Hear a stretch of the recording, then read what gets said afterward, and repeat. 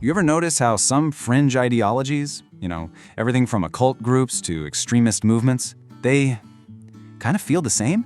I mean, their goals are totally different, but the way they're built, it's like they're all working from the same blueprint. So let's dive in. We're going to deconstruct that common architecture, the one that can take a totally normal person and turn them into an agent for a brand new reality. Okay, so it all starts with a diagnosis, right? Before you can sell a cure, you have to convince people there's a disease. And for these belief systems, the journey always kicks off with this really stark, sometimes brutal redefinition of the world. They tell you there's a fundamental, deep-seated problem with reality as you know it. So, the first critical step, a complete and total rejection of the mainstream. And we're not talking about some light criticism here. No. This is the core belief that the values of modern society aren't just misguided, they're an actual poison that has to be purged. And what's really fascinating is how so many of these groups zero in on the exact same target, what we'd call Judeo-Christian ethics. That whole moral framework built on humility, forgiveness, charity, that stuff. For example, if you look at texts from the creativity movement, they point directly to things from the Sermon on the Mount, and they frame them not as a guide to living a good life, but as a program for literal self-destruction. And this is where you really start to see the pattern. Check this out. Both ideologies start from the exact same point, rejecting these principles. But then they shoot off in completely different directions. For the creativity movement, these ethics are a suicidal script that's leading to racial destruction. But for a Satanist, those exact same values are a set of chains, something that demands you submit and prevents you from ever mastering your own free will. So the what they're rejecting is the same, but the why is worlds apart. So, what's next? Well, once you've rejected the old world, you're left with this void. It's a pretty disorienting place to be, right? And that's where the next step in the blueprint comes in. These ideologies rush right in to fill that emptiness by offering you a brand new, powerful identity. And this isn't just about thinking differently, it's a fundamental shift in who you are. Take the creativity movement, for example. You become the creator. Suddenly, it's not about you anymore. Your personal identity just kind of dissolves into the collective. The one and only mission that matters is the survival and advancement of your race. And that mission gets elevated to a religious calling. You can see the appeal, right? It's powerful. It offers this incredible sense of belonging, a purpose that's way bigger than just yourself. Now, let's contrast that with the identity of the vampire. This one is completely hyper-individualistic. It's the total opposite. Here, you're taught to see yourself as a predator, someone who has to rise above what they call humanity's deathist culture. The whole goal shifts to grabbing personal power, mastering this thing called life force, and at the end of the day, becoming a god. This taps right into that deep desire for ultimate self-reliance and control. And then you've got the satanic identity. This one is framed as a kind of intellectual rebellion. The whole idea is that you become your own god. Not through some supernatural magic, but by using pure reason and logic to just toss out all the external rules and build your own personal moral code from scratch.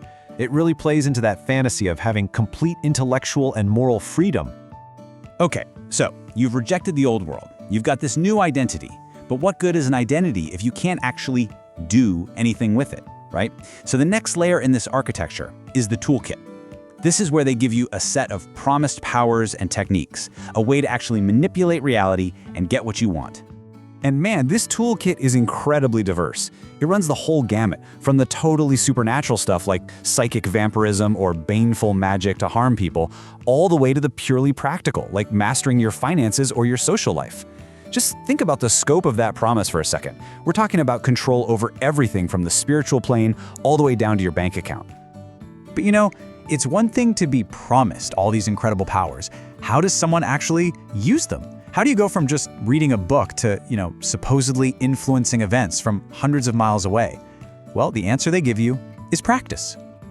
This is the point where the philosophy gets real. These books, they aren't just collections of abstract ideas. They are detailed, step-by-step instruction manuals. They promise a direct line from your belief to a real-world result, all through very specific, repeatable steps. So take a look at this. It's a necromantic ritual, supposedly for communicating with the dead. And just look at the level of detail here. You have to walk counterclockwise, you have to use dirt from that specific grave, you have to call out the name. This isn't some vague spiritual advice. It's laid out like a technical procedure, like a recipe you'd follow in a cookbook, but for contacting the other side.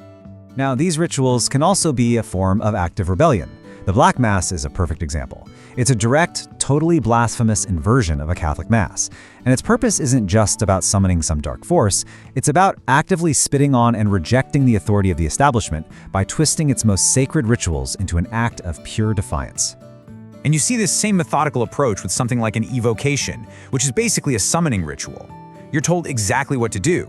Gaze at a sigil, which is kind of like a symbolic signature for a spirit. You repeat an incantation over and over.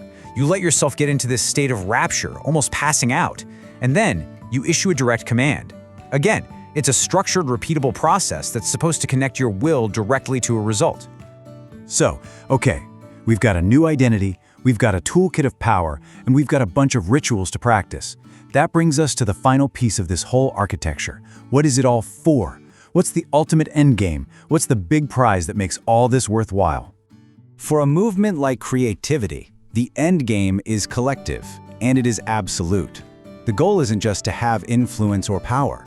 No, it's the complete and total reshaping of the entire planet's population.